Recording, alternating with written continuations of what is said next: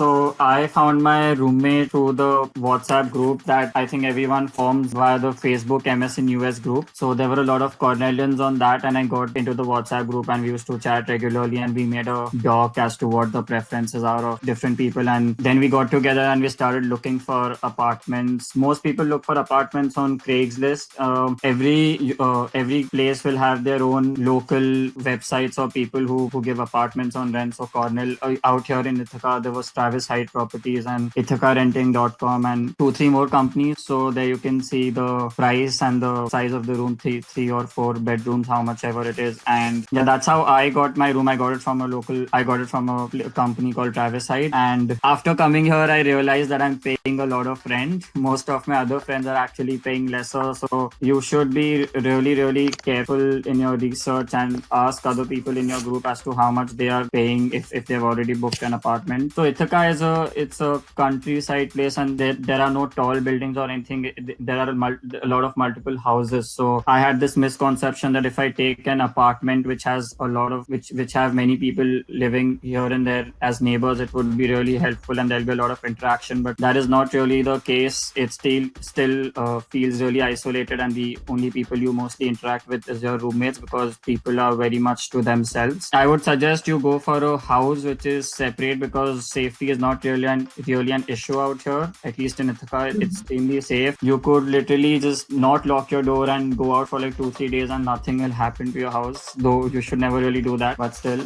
And in Ithaca, a rent of 500 to 600 would be good. I have a single room but 3 people in the same apartment, so we have one kitchen and 1 bathroom and 3 rooms. So if you stay alone, the rent usually goes up to like $900 or $1,000. Yeah, it's much better to stay with roommates because there's a lot of help. Sometimes there's so much stress and it's really helpful. Roommates are from other departments, so that's why I actually know a lot about other departments, and I'm taking courses as well from other departments because I frequently interact with my roommates. It's really good to have roommates from different departments.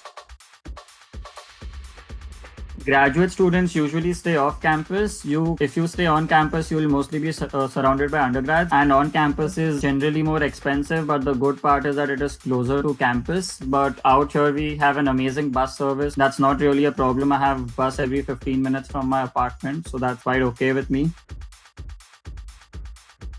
For the first year, it's free out here. It's included in the fees, but from my next semester, I have to pay for my bus service. So I'd probably shift to a place which is closer to campus. Being closer to campus help a lot actually because you don't have to wait for the bus every time, and especially when it's cold, you don't have to be out standing in the cold. Secondly, many times you'll have a very short interval between 2 classes, and you'll have a short lunch break, and that way you'll have to carry your tiffin at times. And in the morning, there is absolutely no time that you can actually pack a tiffin. So if your house is close by, you can just go and eat something. Otherwise, you'll have to spend at least $5-6 eating outside every time. That's what I usually do because my house is not close by. So yeah, maybe next time I'll take a house that is close by. It's worth paying $100 or $200 extra per month if your house is near to the campus. It's definitely worth it.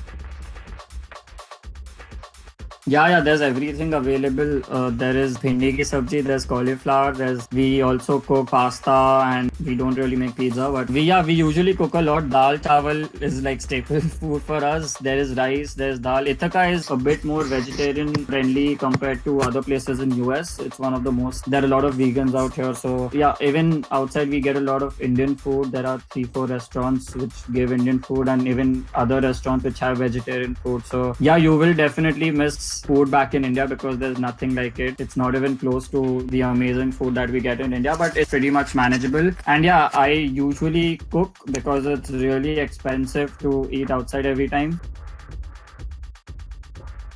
In my apartment, the internet and utilities are included. Heater is also included. Laundry, usually in most places it's not included. So for each washing cycle, you have to put in $1.25, and for each drying cycle, it's $1, and it usually takes 2 drying cycles to dry your clothes. Generally, food, grocery stores, I go to Wegmans or Walmart. Walmart has horrible quality of food. It has good other stuff, but food quality is really horrible. So we go to this this other place called Wegmans. It's really popular throughout the US, and I would say it's reasonably okay. I mean, compared to the outside food, it's much cheaper to buy food from stores.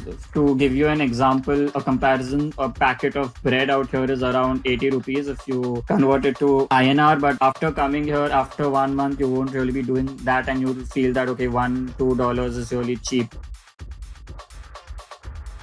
Okay, I think that depends on the lifestyle of a person, but on an average, I think the monthly expense would go up to $100 if you cook regularly. For my case, utilities are included, so I don't really know how much my utilities cost. $640 with utilities and internet. My laundry costs around $6 a month because I don't wash it that often. Transportation, I usually take the bus, but if you have to take the Uber even once for a minimum distance, it will at least cost you $10. For a longer distance in odd hours, then it will cost you like $20 to $30. So that's really expensive. Books are extremely expensive. Most courses will require you to buy course packets or different kinds of material, which is usually $40-50. Some courses have up to $200 materials, but the library is genuinely out of the world. The Cornell library is connected to all the Ivy League libraries, so you can actually get a book from anywhere.